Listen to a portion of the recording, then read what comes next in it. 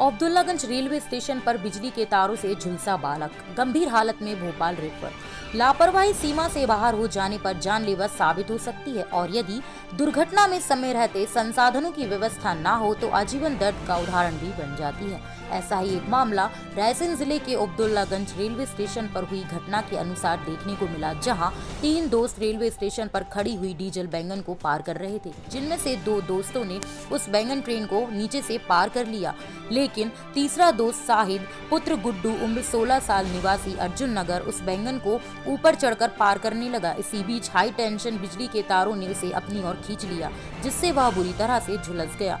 गनीमत ये रही कि यह एक झटका जानलेवा नहीं रहा और बालक निढार होकर उस बैंगन के ऊपर ही गिर गया, जहां मित्रों और आसपास काम कर रहे मजदूरों और स्थानीय निवासियों ने उसे तुरंत अस्पताल पहुंचाया। विडंबना ये है कि घटना स्थल से अस्पताल तक लाने के लिए कोई वाहन उपलब्ध नहीं हो पाया, जिस कारण उसे ठेले पर लादकर अस्पताल ले जाया गया। स्वास्थ्य केंद्र अब्दुल्लागंज में डॉक्टरों ने इसे शुरुआती इलाज देने के बाद गंभीर हालत को देखते हुए भोपाल रेफर किया।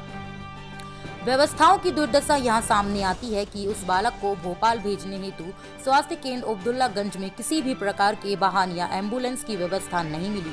परिजन उसे अपने निजी वाहन से अपनी रिस्क पर भोपाल ले गए। इस मामले में रेलवे प्रशासन का उदासीन रवैया पर भी सवाल उठ रहा है।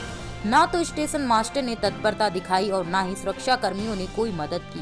प्रश्न पूछे जाने पर सभी मुंह छुपाते हुए दिखाई दिए। हालांकि अच्छी बात यह है कि इस करंट के भारी झटके के बावजूद भी बालक होश में था और दर्द से करा रहा था।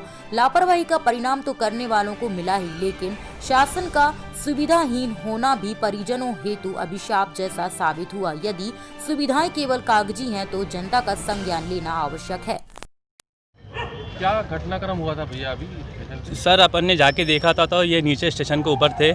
इसके अन्यथा कोई कार्रवाई कोई इसको हाथ नहीं लगाना चाह रहा था और एम्बुलेंस को कॉल लगाया था तो कॉल लग नहीं रहा था। घटना को देख के क्या लगा आपको? क्या हुआ? करंट लगा था? जी करंट लगा था इनको हाई टेंशन से, जो ट्रेन के ऊपर रहती है। अच्छा, तो ये जो बालक पाया गया है वो ऊपर था? नहीं, वो नीचे था। जब मैं गया था वहाँ पर प्रेसिडेंट में पहुँचा था वो नीचे था। तो इसके अन्यथा फिर रेलवे स्टेशन से स्ट्रेचर उठा के लेके आए, फिर उसको वहीं से स्टेशन से हम लोग ठेले पे धक्का के लेके आए बाय रोड। किसी एम्बुलेंस की? जी किसी का सपोर्ट नहीं मिला। वहाँ से हम लोग उसको ठेले के अंदर रख के लेके आए। आधे घंटे तक? आधे घंटे तक? जी कम से कम मिनिमम। अभी क्या कह रहे हैं डॉक्टर? क्या अभी तो भोपाल रेफ़र किया गया है उनको। अब देखना है हमीदिया किया गया होगा रेफ़र उनको। यहाँ पर ट्रीटमेंट वगैरह पूरा कंप्लीट कर दिया। प्राप्त नहीं है जी, प्राइवेट गाड़ी से गई है। घटना के लिए किसको जिम्मेदार समझते हैं आप? अब वो तो अब देख लीजिए सिचुएशन के हिसाब से अब किसको जिम्मेदार ठहराया जाए।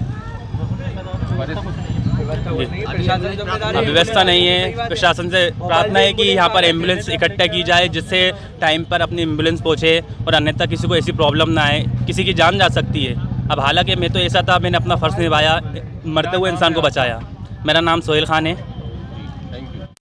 क्या नाम है आपका? दिलीप हिरवे। क्या घटना घटी यहाँ पे? क्या करते हैं? मैं काम करता हूँ छोटा मोटा इधर ही रेलवे में। हाँ। क्या हुआ था यहाँ पे? ये हुआ कि 2-3 बच्चे नीचे से निकले, एक बच्चा उसमें से ऊपर निकल गया। हाँ। और ऊपर जाके वो तार पकड़ लिए। डीजल काय की गाड़ी थी? मालगाड़ी थी, डीजल वाली, डीजल पेट्रोल जो भी। मोबाइल थे हाथ में? क्या वीडियो बना? ये नहीं पता।